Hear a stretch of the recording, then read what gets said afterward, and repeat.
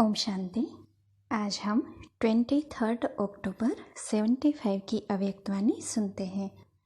आज की वाणी का सार है, इंतजार को छोड़कर इंतजाम करो।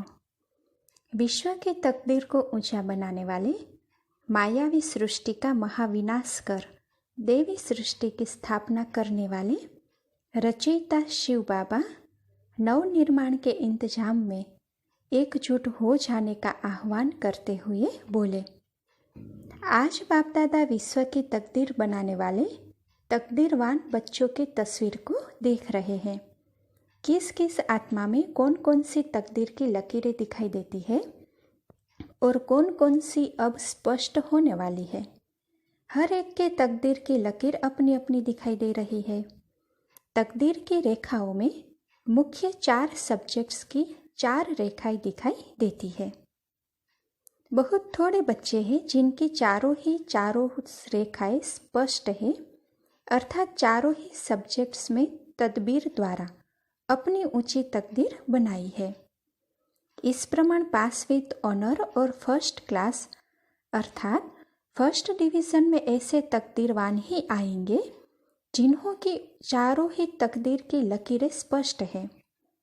पास विद ऑनर्स की तकदीर की लकीरें चारों ही ओर एक समान चमकती हुई स्पष्ट दिखाई देती है, जो है अष्ट रत्न। दूसरे नंबर में फर्स्ट डिवीजन वाले 100 रत्न, जिनकी चारों ही लकीरें दिखाई देती है लेकिन समान स्पष्ट रूप नहीं है। कोई ज़्यादा तेज है, कोई कुछ कम। Second division 16,000। उन 16,000 में से पहले 2-3 हज़ार की रेखाओं में 4 सब्जेक्ट्स में से 3 सब्जेक्ट्स 50% मार्क्स में पास है और एक सब्जेक्ट्स में 25% में पास है, अर्थात न के बराबर है। ऐसे सर्व तकदीरवानों की तकदीर देखी। आज बाप दादा चारों तरफ के ब्राह्मण बच्चों की जन्मपत्री देख रहे थे। जन्मपत्री देखते वर्तमान समय मेजोरिटी के अंदर एक विशेष संकल्प चलता हुआ देखा। वह क्या? विश्व की आधार मूर्त आत्माएं भी कोई आधार पर खड़ी हुई देखी। वह आधार क्या? दुनिया के विनाशकारी साधनों को देखते हुए वह प्रकृति की हलचल कब होती है, कहाँ होती है या नहीं होती है, इस आधार पर आधार मूर्त को खड़े हुए देखा।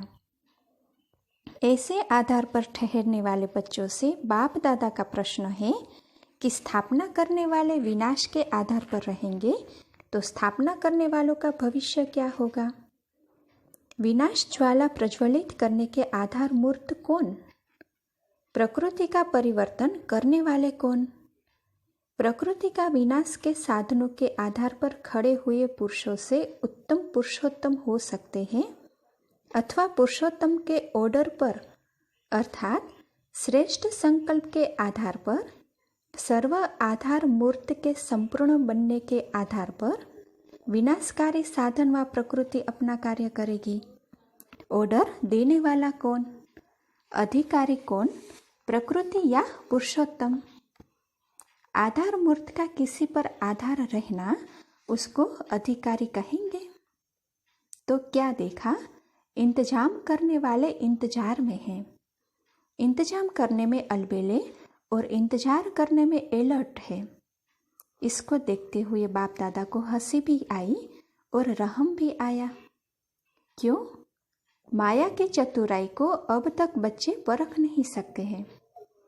इंतजार की मीठी नींद में माया सुला रही है और बच्चे आधे कल्प के सोने के संस्कार वश होकर कोई तो सेकंड का झुटका खाते हैं और फिर होश में आते हैं, फिर इंतजाम करने के जोश में आ जाते हैं और कोई तो कुछ मिनटों के लिए सो भी जाते हैं, फिर जोश और होश में आते हैं। तीसरी प्रकार के बच्चे काफ़ी आराम से सोते सोते बीच बीच में आंख खोलकर देखते रहते हैं कि अभी कुछ हुआ, अभी तक तो कुछ नहीं हुआ है, जब होगा तब देखा जाएगा। यह दृश्य देख क्या हंसी नहीं आएगी? तीसरा नेत्र मिलते हुए भी माया को परख नहीं सकते, इसलिए माया को अच्छी तरह से परखने के लिए परख शक्ति को विशेष रूप से अपने में धारण करो। 2 मास है या 4 मास है, यह समय की गिनती नहीं करो, लेकिन स्वयं को समर्थ बनाओ। होगा अथवा नहीं होगा, क्या होगा और कब होगा, इन संकल्पों के बजाय पुरुषोत्तम स्थिति में स्थित हो संगठन को संपूर्ण बनाने के संकल्प के आधार से प्रकृति को ऑर्डर देने के अधिकारी बनो। होना तो चाहिए, लेकिन पता नहीं क्या होगा। शायद हो, 2-4 मास में तो कुछ दिखाई नहीं देता है। संगम युग 40 वर्ष का है अथवा 50 वर्ष का है। इसी प्रकार के संकल्प भी संपूर्ण निश्चय के आगे बाप के व स्वयं के स्थापना के कार्य में विघ्न डालने वाला अति सूक्ष्म रूप का रोयल संशय है। जब तक यह संशय है तब तक संपूर्ण विजय नहीं बन सकते। गायन ही है निश्चय बुद्धि विजयंती, तो विजयी आत्मा को संशय में रोयल रूप का संकल्प हो नहीं सकता। संपूर्ण निश्चय बुद्धि अपने विश्व परिवर्तन के कार्य में दिन रात बिजी रहेंगे। जैसे कोई विशेष कार्य की जिम्मेवारी होती है तो दिन रात इंतजाम में लग जाते हैं, न कि इंतजार करते हैं कि जब टाइम होगा तब स्टेज सजाएंगे व साधनों को अपनाएंगे। समय के पहले इंतजाम किया जाता है। तो विश्व के परिवर्तन की जिम्मेवारी यह भी परिवर्तन समारोह अभी मनाने का है।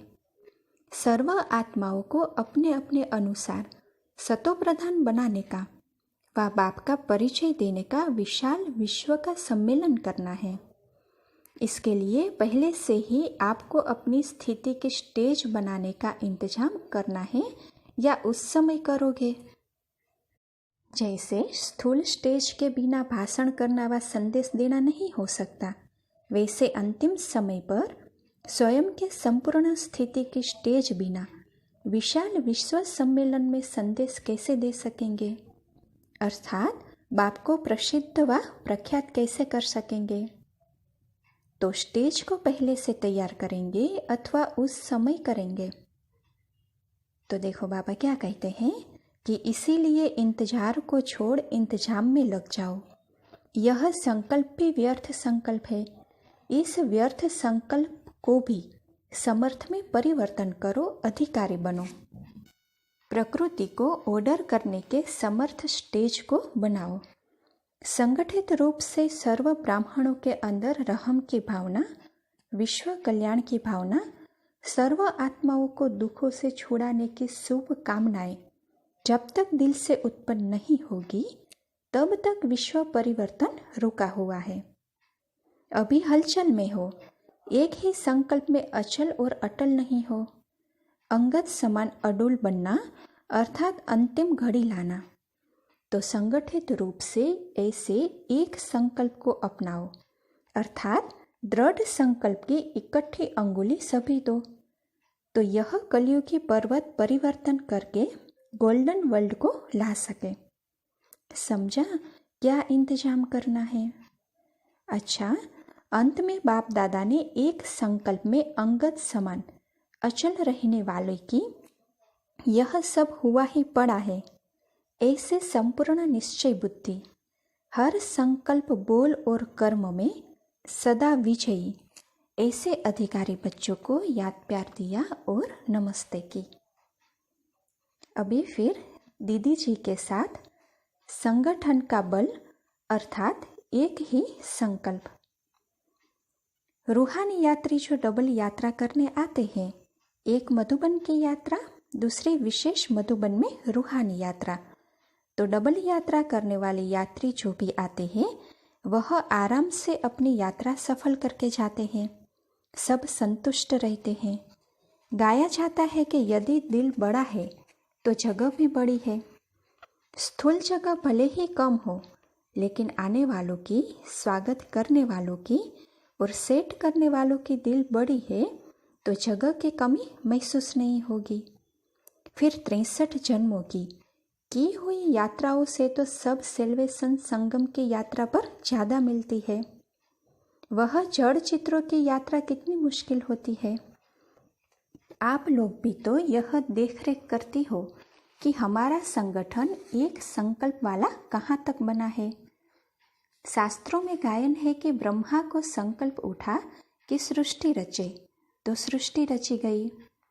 यहाँ अकेले ब्रह्मा की तो बात नहीं, लेकिन ब्रह्मा सहित सब ब्राह्मणों का भी जब एक साथ यह संकल्प उठे कि अब हम सब एवर रेडी है और नई दुनिया की स्थापना होनी ही चाहिए या होगी ही, ऐसा दृढ़ संकल्प जब ब्राह्मणों के अंदर उत्पन्न हो, तब ही सृष्टि का परिवर्तन हो, अर्थात नई सृष्टि की रचना प्रैक्टिकल में दिखाई दे। इसमें भी संगठन का बल चाहिए। 1-2 का व सिर्फ 8 का नहीं, लेकिन सारे संगठन का एक संकल्प चाहिए। संकल्प से सृष्टि रचना, इसका रहस्य इस प्रकार से है। संकल्प उत्पन्न होगा और सेकंड में समाप्ति का नगाड़ा बजना शुरू हो जाएगा। एक तरफ समाप्ति का नगाड़ा, दूसरी तरफ नई दुनिया का नज़ारा साथ साथ दिखाई देगा। वहाँ ही विनाश की अति होगी और वहाँ ही जलमय के बीच चारों ओर विनाश में एक हिस्सा धरती और बाकी 3 हिस्सा तो जलमय होगी ना। यह जो सभी पीछे पीछे अनेक धर्मों के कारण अनेक देश बने हैं, वह अनेक धर्म जब समाप्त होंगे तो अनेक देश भी एक सैरगाह के रूप में जल के बीच एक टापू के मुआफिक हो जाएंगे। तो एक तरफ विनाश की अति नगाड़े होंगे, दूसरी तरफ फर्स्ट प्रिंस श्री कृष्ण के जन्म का आवाज़ बुलंद होगा। वह पत्ते पर नहीं आएगा। दिखाते हैं ना, जलमय के बाद पत्ते पर श्री कृष्ण आया। 3 हिस्से जलमय में होने कारण भारत जब परिस्तान बनता है तो उसको जलमय दिखाई दिया है। ऐसे जलमय के बीच पहला पत्ता जो फर्स्ट आत्मा है, उसके जन्म का चारों ओर आवाज़ प्रसिद्ध होगा कि फर्स्ट प्रिंस प्रत्यक्ष हो चुका है, जन्म हो चुका है।